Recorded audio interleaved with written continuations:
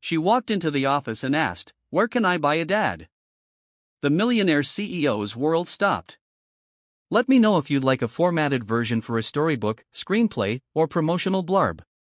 It was a quiet Wednesday morning when Christian Blake stepped into the glass doors of his corporate headquarters. He was dressed sharply, as always, in a pale blue suit that caught the soft morning light, just enough to look powerful, but not flashy. His brown hair was styled perfectly, not a strand out of place, and his blue eyes, normally focused, cold, unreadable, scanned the lobby like they always did. To most people, Christian was the kind of man who could walk into any room and immediately own it. He was known in business circles as precise, unemotional, and unreachable. People respected him, some feared him, but no one got close. He liked it that way. Control was everything. Predictability was survival.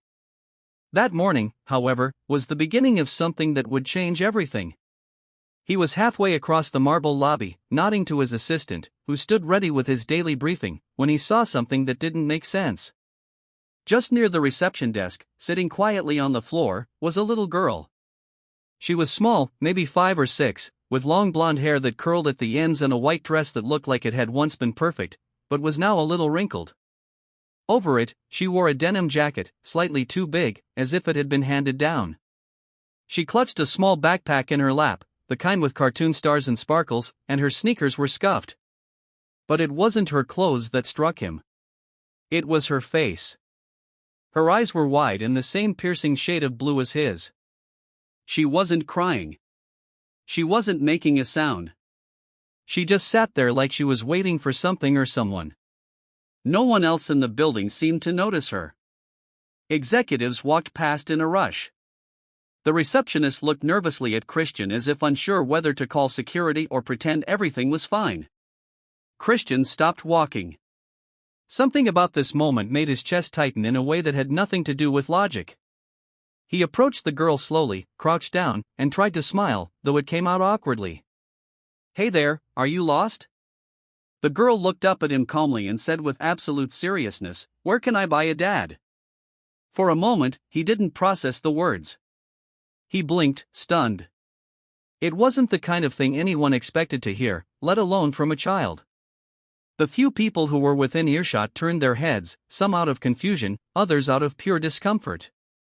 "I'm sorry." "What did you say?" he asked a little softer this time. She didn't repeat herself exactly. She looked straight at him and said, "I want to buy a dad. I saved coins. I need one." Christian felt his throat close. He had handled multi-billion-dollar mergers. He had stood calmly during board takeovers, legal battles, and hostile press conferences. But right now, in front of a child asking to buy a father, he had no idea what to say. Then something inside him shifted. He looked at her again, not just at the words she said, but at the quiet resolve in her eyes. This wasn't a tantrum or a stunt. She wasn't lost. She had come here for a reason. People around the lobby stared, waiting to see what he would do. The silence stretched, and then he heard himself say something he never would have imagined. "I can be one for free." She didn't even smile. She simply reached out, wrapped her tiny fingers around his index finger, and said, "Okay, but if you're my dad, you have to help mommy. She's sick, and we have no money." That was when his heart broke completely. The entire room fell silent as he stood up, still holding her hand. His assistant looked panicked. His phone buzzed in his pocket, but he ignored it. For the first time in years, Christian Blake walked away from the boardroom, the schedule, and the perfectly structured life he had built. He let a child lead him step by step out of his building, onto the sidewalk, and into the unknown. And he never once looked back. The drive across town was slow, not because of traffic, but because every second felt heavier than the last. Christian Blake sat in the back seat of the car, his driver glancing in the rearview mirror with quiet curiosity, but saying nothing. The little girl sat beside Christian, her small hand still wrapped around his finger, refusing to let go. She didn't speak much. Her eyes stayed on the window, watching the streets change from sleek glass towers to older brick buildings and faded storefronts. Her name, he had learned, was Lily. When he gently asked where they were going, she'd said, "Home." and given an address that Christian didn't recognize, but his driver did. It was in one of the lowest income parts of the city, an area Christian hadn't set foot in since he was a teenager, when life had been much simpler, and everything he now valued at status, distance, invulnerability hadn't mattered yet. As they turned onto a cracked side street, something about the neighborhood sparked an old memory. A schoolyard, a tiny grocery store. And then it hit him, not just the familiarity of the place, but the possibility of what he might find at the end of this road. He looked at Lily more carefully. Her hair, her eyes, her voice, all of it felt strangely close, like an echo from a life he'd locked away. They arrived at a two-story building with peeling paint and a rusted staircase. Lily hopped out of the car and tugged his hand urgently. "This way," she said, already climbing the stairs. Christian followed her through a narrow hallway that smelled faintly of damp wood and old carpet. She stopped in front of a door on the second floor, opened it with a key from her small backpack, and pushed it open. Inside, the apartment was dim and quiet. There were a few toys scattered on the floor and a folded blanket on the worn couch. The kitchen was clean but bare. The walls were lined with old photos and drawings clearly done by a child's hand. And there, lying on a futon near the far window, was a woman. Christian's heart nearly stopped. She looked up as the door creaked, and for a moment she didn't speak. Her face had changed, thinner, paler, but her eyes were the same. Hazel brown, wide with surprise and something deeper. She tried to sit up, but her body was clearly weak. Her voice was when she spoke. Christian, he couldn't answer. For a long moment, he just stared at her, stunned and breathless. He walked closer cautiously, as if the truth might dissolve if he moved too quickly. "Sophia," he said, his voice barely more than a whisper. She nodded slowly, and a tear slipped down her cheek. "You're really here." He sank into the chair beside her bed, still trying to make sense of what he was seeing. The girl, Lily, stood nearby, watching them both, confused by the silence. Sophia reached out a trembling hand and brushed a strand of hair behind her ear. "I didn't think I'd ever see you again," she said quietly. "How is this possible?" he asked. "Why didn't you tell me?" "I didn't know how," she said, her voice breaking. "You left for London. You changed numbers. You were gone. I never got a call. A letter. Nothing. I was scared. And then it was too late. And when I realized I was pregnant," she paused, swallowing hard, "I didn't want to ruin your life." Christian looked at Lily again. She was sitting on the floor now, calmly pulling a toy from her bag. "She's mine, isn't she?" Sophia nodded. The words hit him like a tidal wave. He had a daughter. A daughter who had walked into his office and asked to buy a father. A daughter who had been raised without him, by a woman he had once loved and somehow lost. He stood up, overwhelmed, pacing the small room. "How long have you been sick?" "A little over a year." She said it started small. Fatigue, dizziness. Then they found the tumor. "And you didn't ask for help." "I didn't think you'd care." Christian stopped. Those words stabbed deeper than anything. "I never stopped caring," he said. "I never stopped thinking about you." Sophia closed her eyes, trying not to cry. "I couldn't find you. And even if I did, you were so far from this life. I didn't think you'd even remember me." Christian walked back to the chair and sat down heavily. He looked at her, really looked at her, and saw not just a woman in pain, but someone who had fought for years to survive. Someone who had carried their child alone. Someone who had been left behind by more than just him. "I'm here now," he said. "And I'm not leaving." Sophia looked away. "She doesn't know everything. Just that her dad wasn't around." "She knows more than you think," he said. "She came looking for me." They sat in silence for a long time, broken only by Lily's soft humming in the corner. Christian reached over and gently took Sophia's hand. It was cold and fragile, but she didn't pull away. "You need care. Real care." "Not this," he said, looking around the apartment. "You're coming with me, both of you." I can't just pick up and leave. I have bills, treatments. I'll take care of it. All of it. Sophia looked at him, eyes narrowed. Why? Because I should have been there, he said. And because I'm not going to let my daughter lose her mother. Not after everything. She didn't answer. But this time, when he stood and gently lifted her from the bed, she didn't resist. And as he carried her out of the apartment, Lily skipped behind them, not understanding the full weight of what had just begun, but knowing in her innocent way that something had changed, something big, something good. Christian didn't take Sophia and Lily back to his glass and steel condo overlooking the skyline. He knew it wasn't right.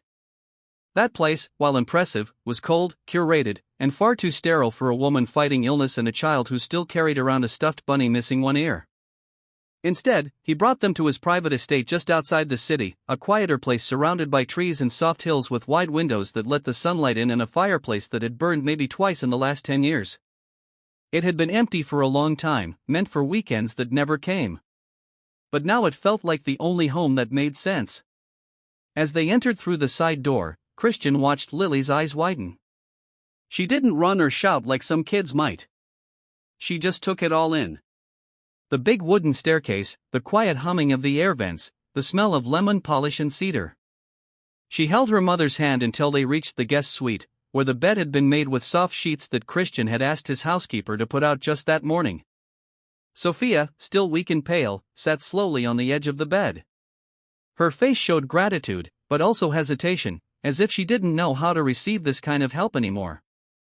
Christian knelt in front of her, resting one hand lightly on her knee. You'll stay here as long as you need. Doctors will come. Everything's taken care of. You don't have to fight alone anymore. She looked at him, clearly exhausted, but there was a spark behind her eyes. I'm not used to people doing things for me. I know, he said. But let me do this. She nodded slowly and her shoulders relaxed just enough to show she believed him, at least for now. That evening, Christian sat in his study, watching the security monitor quietly as Lily curled up next to her mom on the guest bed. He hadn't spoken to anyone all day about what had happened. No meetings, no calls, not even emails. His assistant had texted over a dozen times, but he let the messages pile up. For the first time in years, work didn't matter. He kept thinking about Lily's voice, asking, "Where can I buy a dad?" He'd built a world so far from children and emotions and unpredictability that now, faced with all three, he didn't recognize himself. But he liked who he was becoming. Later that night, after Lily had fallen asleep, Sophia sat with Christian by the fireplace. She wore a blanket over her shoulders and sipped warm tea. Her voice was soft, almost afraid of what might come next. I didn't know if I should tell her who you were. I thought maybe I'd missed my chance. You didn't, Christian said. She found me before either of us even had a chance. Sophia smiled faintly. She's like you in that way. Quiet when she needs to be, bold when it matters. He glanced at her. I missed so much. We both did, she whispered. But you're here now. They didn't talk about what had come between them. The timing, the missed messages, the mistakes. There would be time for that. For now, they sat quietly as if afraid that words might ruin the fragile peace forming between them. The following morning, Christian made breakfast. He burned the eggs, spilled orange juice, and set off the smoke alarm once. Lily thought it was hilarious. Sophia sat at the table and laughed until she coughed, and for a brief moment, the room felt like a family had always lived there. Doctors came that afternoon. They examined Sophia gently, respectfully, and Christian made sure she never had to sign a single form. He wanted her to focus on getting better, not worrying about costs or coverage. The diagnosis hadn't changed. She still needed long-term care, but the treatment was now top level. And more importantly, she no longer had to face it alone. Christian found himself rearranging everything. His schedule shifted. He canceled travel. He delegated more. Grace, his longtime assistant, called him and asked flatly, "Is the world ending?" "No," he replied, staring out at the backyard where Lily was making up a game with sticks and pine cones. It's just starting. Grace paused, then said quietly, "You sound different." "I feel different," he admitted.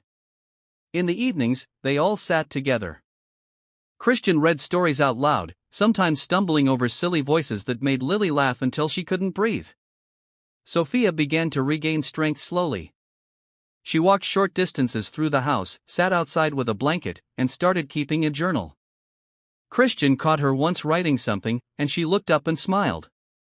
"I'm not just surviving anymore," she said. "I'm remembering who I am." Christian didn't respond right away. He just looked at her quietly, amazed. The woman he'd lost, the child he'd never known, and the home he never knew he needed, all under one roof. It felt fragile, yes, but also incredibly real. And for a man who had built his life on logic, control, and distance, that truth was the most grounding thing he had ever known. In the weeks that followed, the house slowly began to feel like more than just a temporary haven. It became something warmer, something rooted. The kind of place where shoes were left by the door, and laughter came from the kitchen. Not just the echo of wealth, but the sound of people settling into each other's lives. Christian had never lived like this before. His homes had always been spotless, quiet, curated down to the last imported vase or untouched bookshelf. But now there were art supplies on the dining room table, tiny socks in the laundry, and children's shows playing in the background. Lily was a force of nature in that way. Gentle and soft-spoken, but always leaving her presence in the smallest, most unexpected corners. She didn't need permission to belong. She just did.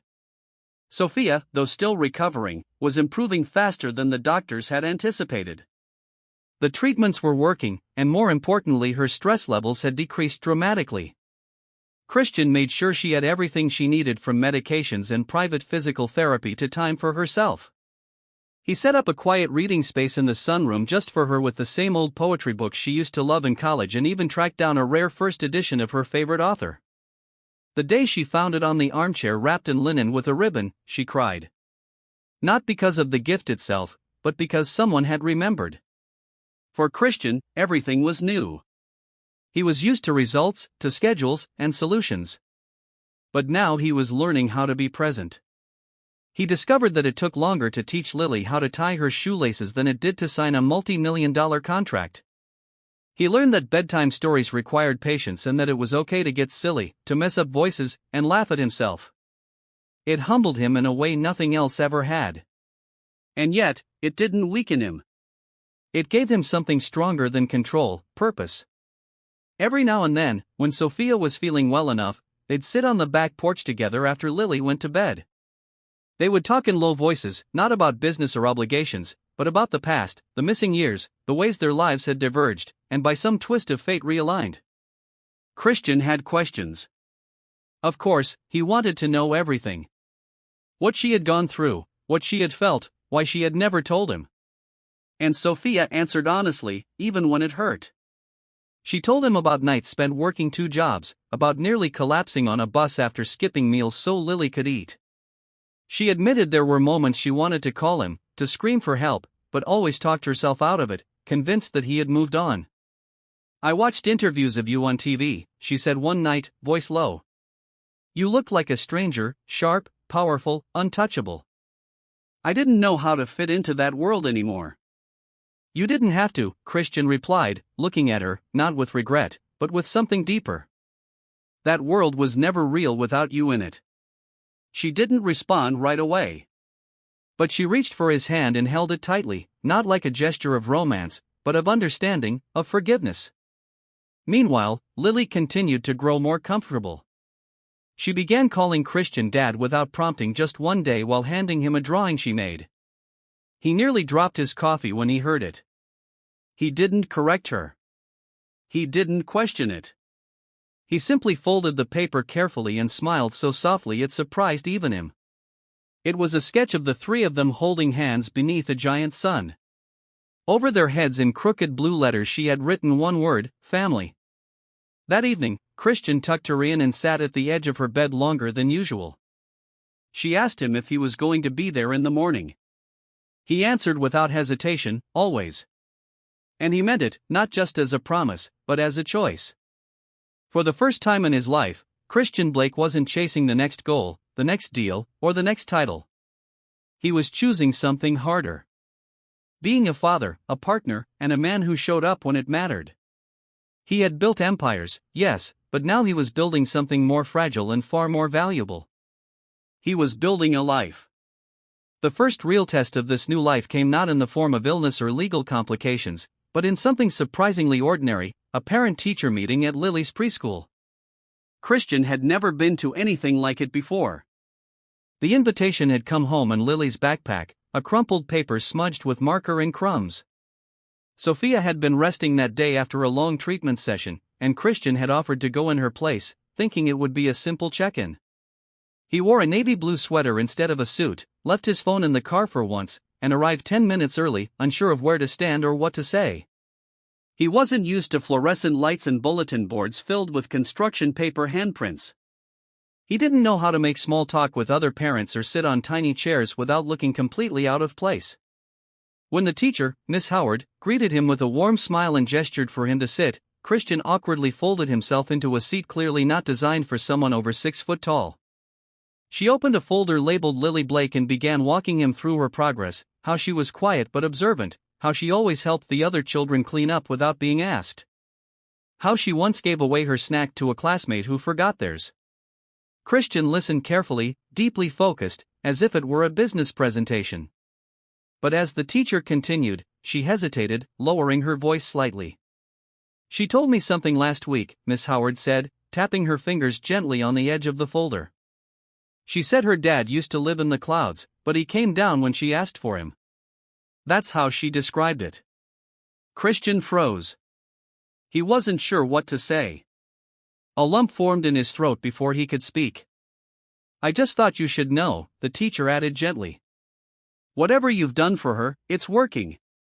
She feels safe. That means more than test scores or behavior charts."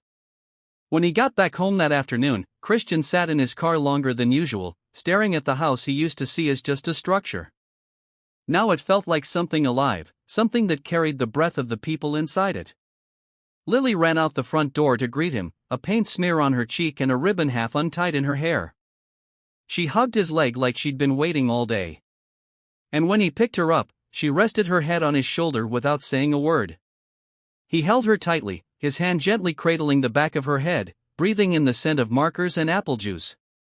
Inside, Sophia was feeling better. She sat at the kitchen table with a cup of tea and a few papers spread out before her, forms for a part-time writing program she had been considering. She looked up as he entered and read his expression instantly. "What happened?" she asked softly. He placed Lily gently on the couch, letting her pull out her toys, then turned to Sophia with a voice filled with something close to wonder. She said, "I came down from the clouds." "She did?" Sophia blinked. He nodded, sitting down beside her. "I never thought I'd be someone's safe place." "You are," Sophia said, reaching for his hand. "Even when you weren't here, she felt you somehow." Christian looked down, overwhelmed by the weight of what he was becoming. Not because he was unsure of it, but because it mattered so much, and because for the first time, he was beginning to feel worthy of it. Later that week, Sophia had a checkup. This time, Christian went with her, not just as support, but as a partner. They sat side by side in the waiting room, flipping through outdated magazines and sharing quiet jokes. When her name was called, he helped her stand and walked with her into the examination room. The doctor, kind but firm, gave them cautious optimism. The tumor had shrunk, her body was responding, and if things continued at this pace, she might not need a second round of intensive therapy. Sophia let out a shaky breath and leaned back in the chair, her eyes glistening with exhaustion and relief. Christian exhaled, feeling as if the air had been knocked out of him. "You're going to get through this," he said, more to himself than to her. Outside the clinic, they stood in the parking lot under a wide gray sky. Sophia looked up at him and said, "I didn't think I'd ever have anything to hope for again." He looked at her and replied, "Now you have a future, and I want to be in it." That night, they cooked dinner together. Well, Christian tried, and Sophia supervised from a stool, laughing when he oversalted the pasta and spilled half the sauce. Lily sat at the table drawing again, another picture of the three of them with hearts floating above their heads. She handed it to him with a serious expression and said, "This one's for your office, so you don't forget us when you work." He looked at the drawing, then at the child in front of him, then at the woman across the kitchen, and felt something he had never known before. The kind of peace that didn't come from achievement, but from presence. He folded the paper carefully and placed it inside his briefcase. Not because he would forget, but because he never wanted to forget what really mattered. Fall arrived quietly, brushing its fingers over the city in fading sunlight and cooler evenings. The trees surrounding Christian's home began to blush with orange and red, and Lily, ever curious, collected leaves on their walks and kept them pressed between the pages of her coloring books. Life inside the house had started to move with a rhythm of its own, no longer dictated by emergencies or adjustments, but by small, gentle routines. Mornings were filled with soft chatter, toast, and the occasional spilled juice. Afternoons carried laughter from the backyard, where Christian had finally agreed to build a small wooden playhouse, mostly because Lily had asked so sweetly he couldn't say no. And in the evenings, as the sun dipped behind the trees, the three of them gathered for dinner, sometimes messy, always real. Sophia's health continued to improve. She had begun walking without assistance, climbing stairs slowly but with growing confidence. Her cheeks had more color now, and her voice, once quiet from fatigue, had begun to reclaim its natural strength. She spoke more openly, laughed more freely, and even started writing again. Christian had turned one of the guest rooms into a small study for her. He stocked it with journals, books, and a view of the garden that always seemed to calm her. It became her space, one where she could rediscover parts of herself that illness had tried to erase. She once told him that being in that room felt like remembering who she was before everything became survival. Christian, meanwhile, was changing in ways no one from his past world would have recognized. He still worked, of course, but less obsessively.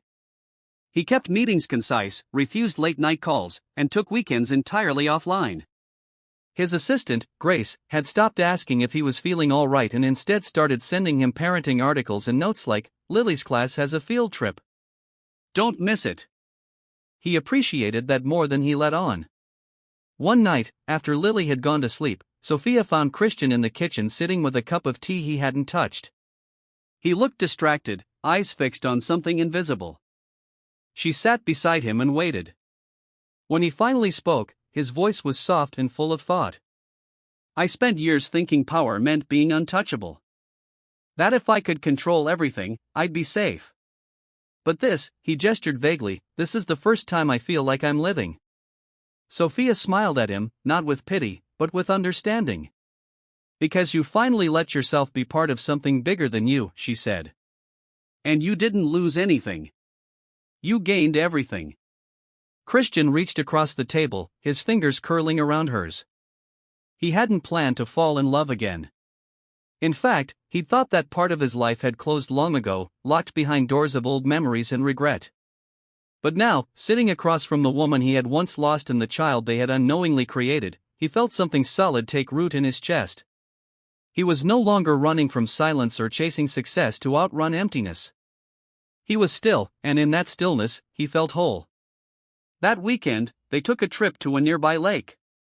It wasn't extravagant or planned with precision. They packed snacks, sweaters, and Lily's endless supply of questions. They rented a small boat and drifted for hours across the water. Lily lay across their laps at one point, eyes closed, completely at peace. Sophia leaned her head on Christian's shoulder, and he kissed the top of her hair without even thinking. The moment required no words. It was one of those rare slices of time where nothing needed to be said because everything important was already felt. Later that night, while Lily slept in the back seat during the drive home, Sophia turned to him with a quiet smile and asked, "Did you ever imagine your life would look like this?" He laughed under his breath. "Not even close." "Do you miss the old version of it?" she asked. "No," he said. "I only miss that I didn't find this sooner." As the car rolled through the soft shadows of tree-lean streets, they drove forward into a life that neither of them had expected, but both knew they were meant to build. And for Christian, who had spent his entire adulthood chasing a sense of arrival, he finally understood that this ordinary, imperfect, beautiful moment was it. He was already home. The first snow came earlier than expected, blanketing the city in white before Thanksgiving. It caught everyone by surprise except Lily, who greeted the morning frost with squeals of delight and her boots on the wrong feet. Christian helped her into her puffy jacket while Sophia watched from the doorway, wrapped in a wool scarf, a faint smile on her face. She still tired easily, but the color had returned to her cheeks, and her laughter was more frequent now, lighter, as if something heavy had finally lifted. That morning, they built a crooked snowman in the front yard, complete with a carrot nose and one of Christian's designer ties, which Lily thought was the funniest thing she'd ever seen. He didn't mind. In fact, he made a point to leave it on the snowman for the neighbors to admire. Inside, the house smelled like cinnamon and fresh coffee. Sophia had taken to baking again, something she hadn't done in years. The act of mixing and kneading seemed to calm her, and the kitchen filled with quiet music and the rhythm of a home rediscovered. Christian, who once ordered dinner from five-star restaurants with a single phone call, now knew the names of baking tools he never knew existed. He didn't mind that either. Every day brought new rituals, ones he had never imagined himself part of, but now couldn't imagine his life without. But it wasn't all without challenges. One evening after Lily had gone to bed and the house had settled into its nighttime quiet, Christian walked into the study to find Sophia sitting in the armchair, her journal open on her lap, tears silently rolling down her cheeks. She tried to hide it, wiping her face quickly, but he knelt beside her and waited without saying a word. After a few moments, she whispered that sometimes she still woke up afraid, that all of this was temporary, that one bad scan could take it away, that Christian might one day realize this life was too small for him. He reached up and touched her face gently, looking into her eyes with a steadiness that left no room for doubt. He told her that nothing about this was small, that she and Lily had given his life meaning in a way no amount of success ever had. He said he wasn't leaving. Not now, not ever. And if fear came again, they would face it together.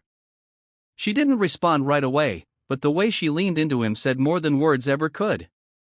Later that week, something unexpected happened. Christian received a call from a non-profit organization that provided housing and legal support for single mothers.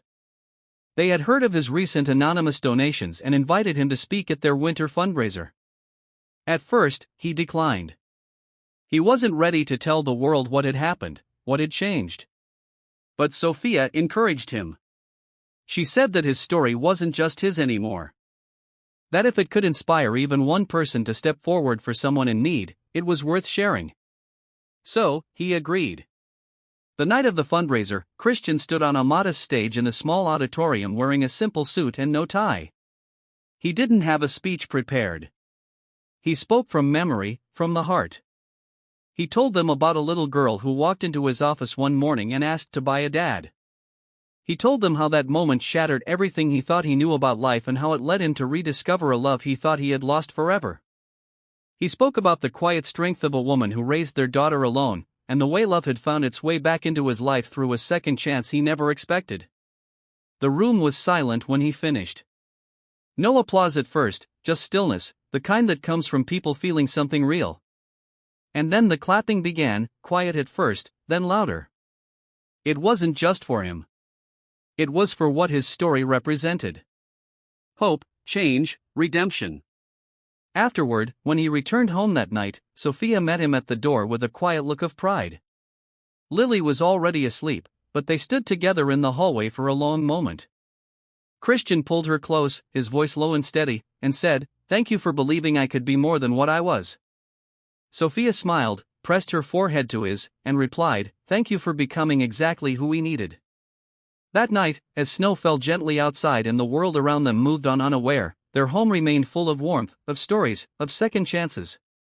And in the silence between words, something unspoken settled permanently into place. They were no longer rebuilding. They were already whole. Spring returned slowly, melting away the cold and quiet degrees, and with it came the feeling that life was no longer being rebuilt. It was simply being lived. The trees outside the Blake house bloomed pale pink. The air was filled with the scent of wet earth and new beginnings, and laughter returned to the garden like it had been waiting all winter for permission. Lily had grown taller. Her shoes no longer slipped off her heels, and her drawings had more detail, more color, and often showed four figures now. Herself, her mom, Christian, and a small baby with a smile the size of the sun. She had begun asking with the boldness only a child could manage whether they could make her a little brother or sister. Christian nearly choked on his tea the first time she asked, but Sophia had just laughed, her eyes shining in a way that hadn't been there a year ago. The rhythms of their life felt settled, but far from routine. There was warmth in their chaos, comfort in their imperfection. Christian continued to split his time between work and home, but everyone at his company had long since accepted that his priorities had changed. He had become the kind of leader who left early for school plays, who scheduled meetings around doctor appointments, and who once paused a shareholder call because Lily wanted to show him a butterfly she had caught in the garden. Strangely, the company had never run smoother. He no longer micromanaged because he no longer felt the need to prove himself every second. He had nothing to prove. His fulfillment didn't live in the numbers anymore. Sophia had returned to writing with fierce grace. Her essays about motherhood, resilience, and unexpected redemption began circulating online, gaining quiet attention for their honesty and raw beauty. A small publisher offered her a book deal. And when she showed Christian the contract, his hands trembled slightly, not out of concern, but from pride. He told her it was only the beginning, and she told him she already had everything she needed.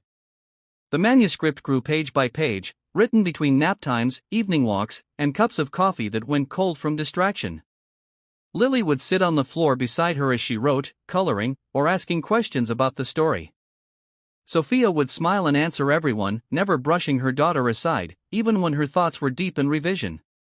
One Sunday morning, under soft sun and scattered petals, Christian took them both to the park. It was the same park he'd passed 1,000 times without ever entering, too busy, too disconnected. But that day, they brought a blanket, a basket of food, and no agenda. Sophia lay in the grass with her eyes closed, soaking in the sun while Lily chased ducks near the pond. Christian sat back watching them, the weight of his old life falling further and further behind him. He used to think peace was boring, but now he knew it was the most extraordinary thing he'd ever felt. Later that evening, when the sky turned orange and the air began to cool, they walked home slowly. Lily skipped between them, one hand in each of theirs. She began humming a song she'd made up, and Christian listened, catching pieces of the lyrics. She sang about finding things, about families you didn't know you had, and about daddies who come down from the clouds. He glanced at Sophia, who was already watching him. She mouthed the word miracle, and he didn't disagree. When they reached the house, Sophia paused at the front door. She looked at Christian and after a long breath asked him if he still wanted what they had spoken about months ago, something permanent, something legal, something that said in writing what had already become true in their hearts. Christian answered not with words, but by pulling a small box from his jacket pocket. He hadn't been sure when the moment would come, but he had known it would. Inside was a ring, simple and elegant, nothing flashy, just like her. Sophia didn't cry right away. She held his face in her hands and kissed him once softly, like sealing a promise. Lily clapped from the steps, not fully understanding, but sensing it was something big and beautiful. That night, they told stories over dinner, stories from the past and dreams of the future. And it felt like the walls of the house listened, holding those memories safe inside them. Months later, the wedding was quiet, just close friends, a backyard strung with fairy lights, and Lily throwing flower petals with unmatched enthusiasm. Sophia wore a dress she'd chosen herself. Nothing extravagant, just something that made her feel strong and beautiful. Christian, in a tailored gray suit, looked at her like the world had finally made sense. They exchanged vows not written by anyone else, but spoken in their own imperfect, honest words. And when the ceremony ended and Christian lifted Lily in his arms to join their first dance, there wasn't a dry eye in sight, brought to you by Millionaire in Love. The life they built was not one born from perfection. It was shaped by missed chances, broken paths, and pain that still lingered in quiet corners. But it was also shaped by forgiveness, by showing up when it mattered, by love that chose to stay even when it had every excuse to leave. Christian had once believed that happy endings were for other people. But he knew now that real happiness wasn't the end of the story. It was the part you fought to build after all the chapters where everything could have fallen apart. And this messy, beautiful everyday life was exactly the ending he never knew he deserved. This story's ending is powerful not because everything turns out perfectly, but because it turns out authentically. It's about healing, not erasing the past. What makes the conclusion so meaningful is that it doesn't rely on dramatic twists or grand gestures. It leans into quiet, steady love and the slow rebuilding of trust and connection. The millionaire CEO doesn't just discover he has a daughter. He discovers the kind of man he wants to be. And that transformation feels earned. The beauty lies in how broken things were allowed to mend without pretending they were never broken. Sophia's forgiveness isn't instant, and Christian's growth isn't effortless. That realism grounds the emotional weight of their reunion. And Lily, the innocent thread connecting them, reminds us that hope often comes from the most unexpected voices. In the end, this is a story about second chances. Not the kind handed out easily, but the kind fought for. And in that fight, a new kind of wealth is found. Family, love, and a peace money can't buy. That's the kind of ending that stays with you, brought to you by Millionaire in Love.